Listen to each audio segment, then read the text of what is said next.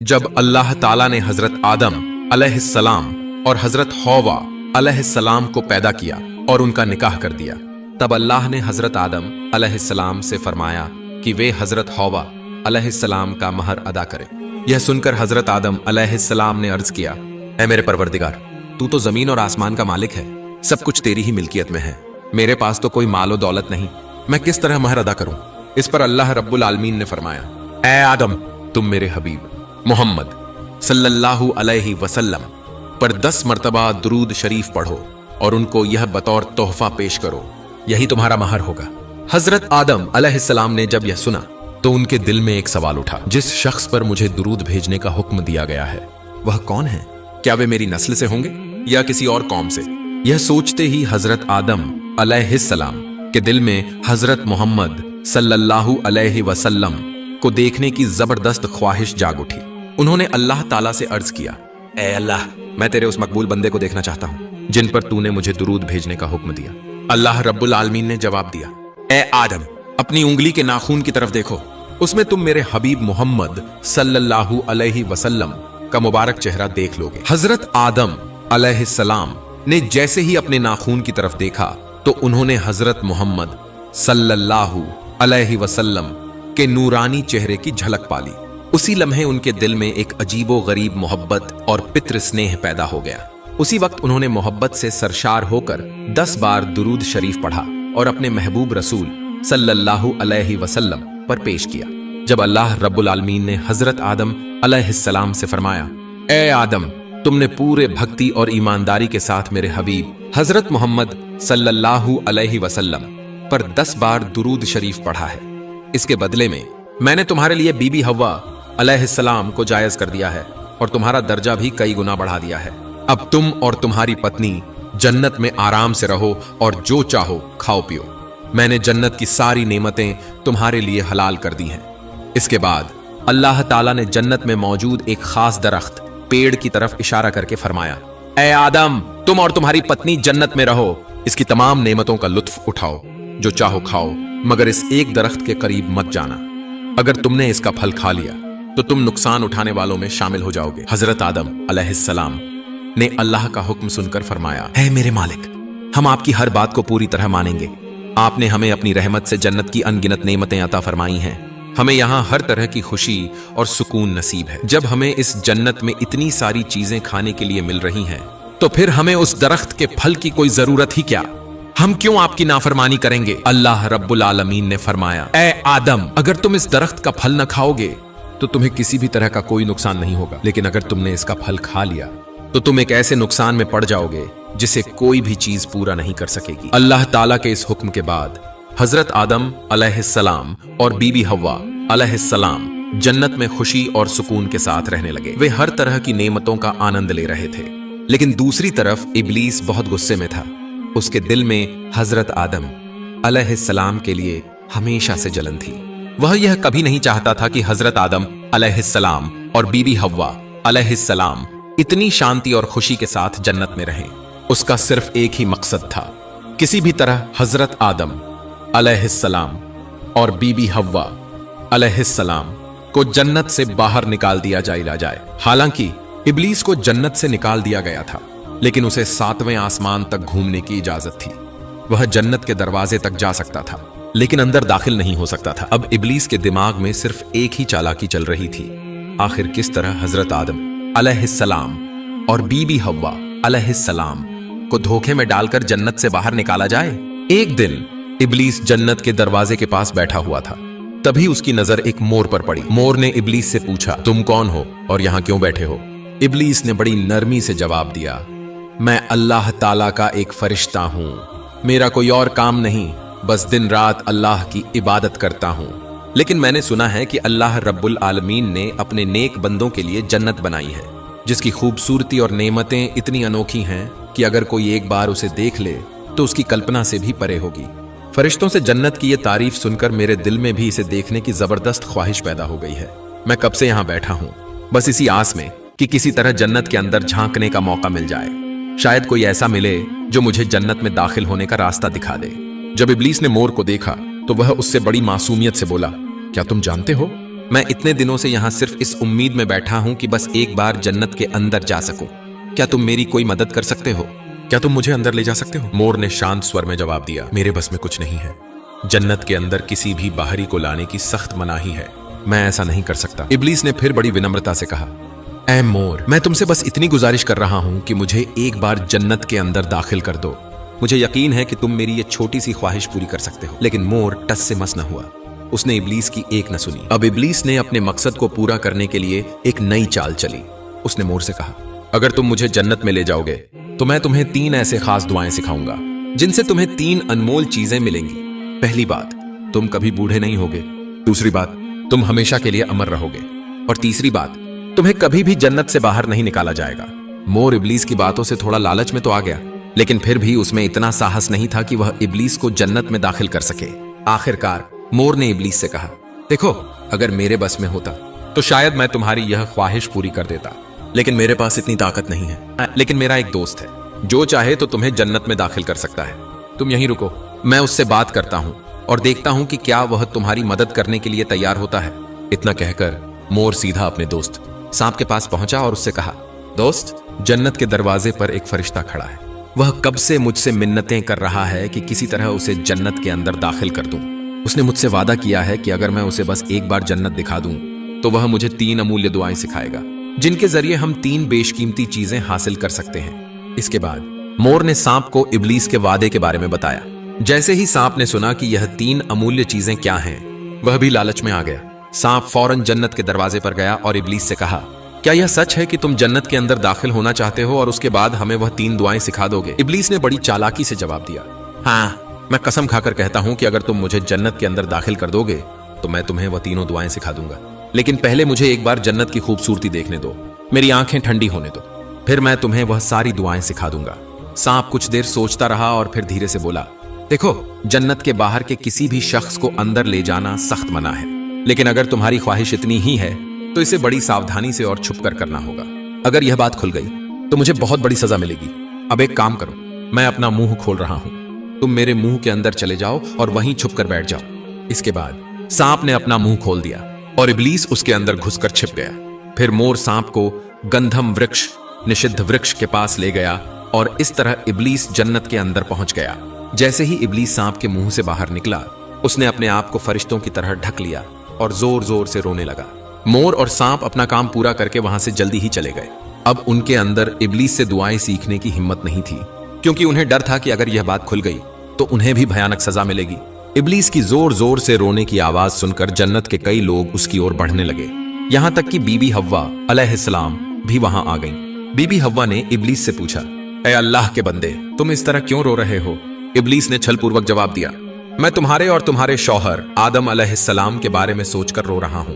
अल्लाह ताला जल्द ही तुम्हें और तुम्हारे शौहर को जन्नत से निकालकर धरती पर भेजने वाले हैं, जो एक परेशानी और तकलीफों से भरी जगह है। वहां हमेशा भूख, गरीबी, तकलीफ और सजा का माहौल रहेगा। वहां खाना पाने के लिए संघर्ष करना पड़ेगा, और अगर खाना नहीं मिला तो तुम्हें भूख की पीड़ा सहनी पड़ेगी। वहां पर तुम्हें कड़ी मेहनत करनी पड़ेगी, लेकिन वहां की तकलीफें कभी खत्म नहीं होंगी। वहां तुम्हारे बहुत सारे बच्चे होंगे, लेकिन उनमें हमेशा झगड़े और फसाद होते रहेंगे। फिर इब्लीस ने अपनी बात को और असरदार बनाने के लिए कहा, जन्नत में तुम जितनी खुशियां महसूस कर रहे हो, धरती पर जाने के बाद तुम्हें उतना ही ज्यादा दुख झेलना पड़ेगा। वहां की तकलीफें इतनी ज्यादा होंगी कि तुम्हारे रोने के आंसू भी उन तकलीफों के सामने कुछ नहीं लगेंगे। बस यही सोचकर मेरा दिल भर आया और मैं रोने लगा। बीबी हव्वा अलैहिस्सलाम को इब्लीस की बातों में कुछ सच्चाई नजर आई, तो उन्होंने उससे पूछा, अगर तुम्हारी बात सच है तो इसका कोई सबूत क्या है? इब्लीस ने शपथ लेते हुए कहा, मैं अल्लाह के नाम की कसम खाकर कहता हूं कि मैंने एक भी झूठ नहीं कहा। अगर मैं झूठ बोल रहा हूं तो मुझ पर अल्लाह और उसके फरिश्तों की लानत हो। बीबी हव्वा अलैहिस्सलाम के अंदर एक औरत होने के नाते कुछ स्वाभाविक जिज्ञासा थी, और शैतान की बातों में उन्हें कुछ आकर्षण महसूस हुआ। इसलिए उन्होंने फिर से पूछा, तो बताओ, इस धरती पर निर्वासन से बचने का कोई उपाय है? शैतान इब्लीस ने जवाब दिया, हाँ, इसका एक बहुत अच्छा उपाय है, लेकिन मुझे नहीं पता कि तुम इसे मानोगी या नहीं। बीबी हव्वा अलैहिस्सलाम ने तुरंत कहा, बोलो, हम जरूर उसे अपनाएंगे। तब शैतान ने गंधम वृक्ष, निषिद्ध वृक्ष की ओर इशारा करके कहा, वह जो वृक्ष देख रही हो, अगर तुम उसमें से केवल 2 फल खा लो तो तुम हमेशा के लिए जन्नत में रह सकोगी और कभी भी तुम्हें धरती पर नहीं जाना पड़ेगा। बीबी हव्वा अलैहिस्सलाम ने थोड़ी चिंता जताते हुए कहा, लेकिन अल्लाह ताला ने तो हमें उस वृक्ष के फल खाने से मना किया है, फिर यह कैसे संभव है? शैतान ने मक्कारी से जवाब दिया, अल्लाह ताला दया का समुद्र है, वह अपराधों को क्षमा कर देते हैं। उनकी रहमत इतनी बड़ी है कि अगर तुम फल खाने के बाद तौबा करोगी और अल्लाह से माफी मांगोगी तो वह तुम्हें जरूर माफ कर देंगे, और जब वह माफ कर देंगे तो तुम हमेशा के लिए जन्नत में रह सकोगी। शैतान की बातों में आकर बीबी हव्वा अलैहिस्सलाम कुछ प्रभावित हो गई। उन्होंने शैतान की बातों पर यकीन कर लिया और गंधम वृक्ष के पास जाकर 3 फल तोड़ लिए। बीबी हव्वा अलैहिस्सलाम उन फलों को लेकर हजरत आदम अलैहिस्सलाम के पास पहुंची। हजरत आदम अलैहिस्सलाम ने उन्हें देखते ही पूछा, तुम्हारा चेहरा इतना मुरझाया हुआ क्यों लग रहा है, और तुम्हारे शरीर की वह खुशबू कहां चली गई? बीबी हव्वा अलैहिस्सलाम ने कहा, मैं एक बहुत बड़ी चिंता की खबर लेकर आई हूं। हजरत आदम अलैहिस्सलाम ने घबराकर पूछा, कौन सी बुरी खबर? बीबी हव्वा अलैहिस्सलाम ने कहा, अल्लाह ताला हमें जन्नत से हमेशा के लिए निकालकर धरती पर भेजने वाले हैं, लेकिन मैंने एक ऐसा उपाय ढूंढ लिया है जिससे हम हमेशा के लिए जन्नत में रह सकते हैं। हजरत आदम अलैहिस्सलाम ने हैरानी से पूछा, कैसा उपाय? बीबी हव्वा अलैहिस्सलाम ने कहा, एक फरिश्ता मुझे मिला था, उसने मुझे बताया कि दुनिया की जिंदगी बहुत कठिन होगी, वहां भूख, गरीबी, तकलीफ और परेशानियां होंगी। जब मैंने उससे इस परेशानी से बचने का उपाय पूछा तो उसने मुझे यह फल दिखाया और कहा कि अगर तुम इस फल को खा लोगी तो तुम हमेशा के लिए जन्नत में रह सकोगी। हजरत आदम अलैहिस्सलाम ने यह सुनकर कहा, क्या यह वही निषिद्ध वृक्ष का फल है जिसे अल्लाह रब्बुल आलमीन ने हमें खाने से मना किया था? बीबी हव्वा अलैहिस्सलाम ने सिर झुकाकर कहा, हाँ, यह वही वृक्ष का फल है। तब हजरत आदम अलैहिस्सलाम ने सख्ती से कहा, मैं कभी भी अल्लाह के आदेश का उल्लंघन करके यह फल नहीं खा सकता। तुम इस बारे में मुझसे दोबारा कोई बात मत करना और यहां से चली जाओ। इतना कहकर हजरत आदम अलैहिस्सलाम वहां से दूर चले गए, हजारों मील दूर। लेकिन बीबी हव्वा अलैहिस्सलाम उनके पीछे पीछे वहां तक पहुंच गई। हजरत आदम अलैहिस्सलाम ने उन्हें देखकर कहा, हे बीबी हव्वा, तुम अल्लाह के आदेश से डरती क्यों नहीं? अगर हम इस हुक्म की अवहेलना करें तो हमें हमेशा के लिए नाफरमान करार दिया जाएगा और सजा भोगनी पड़ेगी। बीबी हव्वा अलैहिस्सलाम ने समझाने की कोशिश की, आप क्यों सच्चाई को नहीं समझ रहे? अल्लाह के फरिश्ते कभी झूठ नहीं बोलते। उन्होंने कसम खाकर मुझसे कहा है, उनकी बात झूठी नहीं हो सकती। आप मुझ पर यकीन करें और यह फल खा लें, फिर हम हमेशा के लिए जन्नत में रह पाएंगे। हजरत आदम अलैहिस्सलाम ने गंभीर स्वर में कहा, अगर अल्लाह ताला हमें दुनिया में भेजना चाहते हैं तो मैं खुशी खुशी उनकी मर्जी कबूल करूंगा, लेकिन मैं उनके आदेश की अवहेलना नहीं कर सकता। बीबी हव्वा अलैहिस्सलाम ने फिर कहा, हे आदम, थोड़ा सोचिए, अल्लाह रब्बुल आलमीन की रहमत कितनी बड़ी है, वह अपने बंदों के सारे गुनाह माफ कर देते हैं। अगर हम यह फल खा लें और फिर तौबा कर लें तो अल्लाह हमें माफ कर देंगे और हम हमेशा के लिए जन्नत में रह सकेंगे। फिर हजरत आदम अलैहिस्सलाम ने फल खाने के लिए हामी भर दी। बीबी हव्वा अलैहिस्सलाम ने खुशी खुशी एक फल उनके हाथ में दिया और दूसरा फल खुद खाने लगी। जैसे ही उन्होंने अल्लाह के आदेश को भूलकर शैतान के बहकावे में आकर वह फल खा लिया, अचानक एक अजीब घटना घटी। तुरंत ही उनके सिर से जन्नत का ताज गिर गया।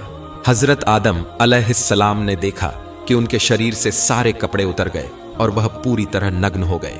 वह घबराकर बीबी हव्वा अलैहिस्सलाम की ओर देखने लगे और पाया कि वह भी उसी हालत में थी। उनके शरीर से भी सभी वस्त्र गिर चुके थे और वह भी पूरी तरह नग्न हो गई थी। दोनों अत्यधिक लज्जित हो गए और अपने शरीर को ढकने के लिए किसी चीज की तलाश करने लगे। ठीक उसी समय अल्लाह ताला की ओर से ऐलान हुआ, ऐ आदम और हव्वा, क्या मैंने तुम्हें इस वृक्ष के पास जाने से मना नहीं किया था? क्या मैंने तुम्हें चेतावनी नहीं दी थी कि शैतान तुम्हारा खुला दुश्मन है?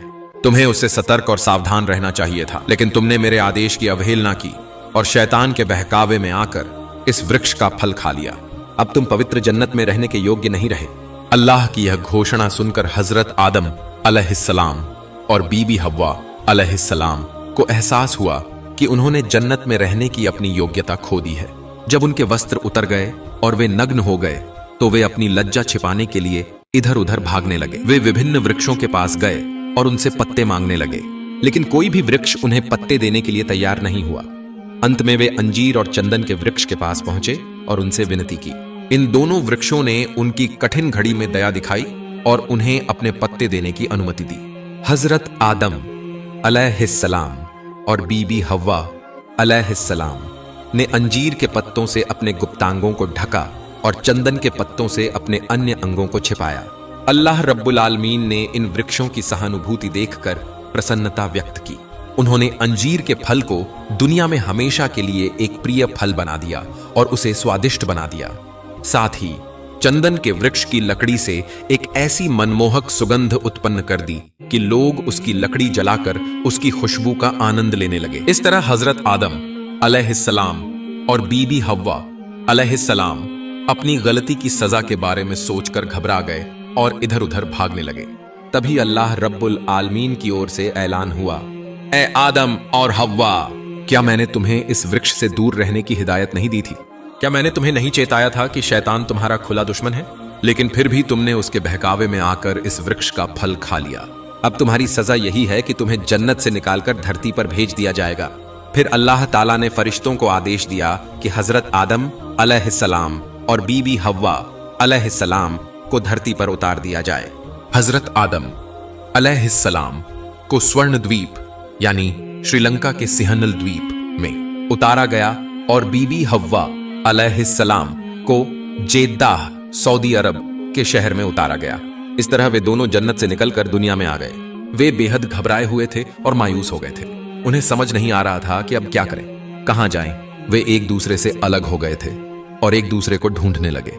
हजरत आदम अलैहिस्सलाम स्वर्ण द्वीप में बैठकर रो रहे थे और बीबी हव्वा अलैहिस्सलाम जेद्दाह में रो रही थी। उनका दुहक और तकलीफ की कोई सीमा नहीं थी। फिर हजरत आदम अलैहिस्सलाम ने अल्लाह रब्बुल आलमीन से दुआ करने लगे, ऐ अल्लाह, मैं और मेरी पत्नी अपनी गलती पर शर्मिंदा हैं। हमारी गलतियों को माफ कर दीजिए। मुझे नहीं पता कि वह कहां है, किस हाल में है। शायद उसे भी यह नहीं पता कि मैं कहां हूं। ऐ अल्लाह, हम पर अपनी रहमत बरसाइए, हमारी गलतियों को माफ कीजिए और हमें फिर से मिला दीजिए। हजरत आदम अलैहिस्सलाम की यह दुआ कुछ असरदार साबित हुई। अल्लाह रब्बुल आलमीन की असीम रहमत से हजरत आदम अलैहिस्सलाम की आंखों के सामने एक अद्भुत नजारा प्रकट हुआ। उन्होंने आसमान की ओर देखा और वहां एक रोशन और नूरानी लफ्ज लिखा हुआ पाया, इल्लल्लाहु मुहम्मदुर रसूलुल्लाह। यह दृश्य देखकर हजरत आदम अलैहिस्सलाम की पुरानी यादें ताजा हो गईं। उन्हें याद आ गया कि जब अल्लाह रब्बुल आलमीन ने उन्हें पैदा किया था तब उन्होंने यही कलिमा देखा था। यह पहचानते ही उनके दिल में एक नई उम्मीद जागी।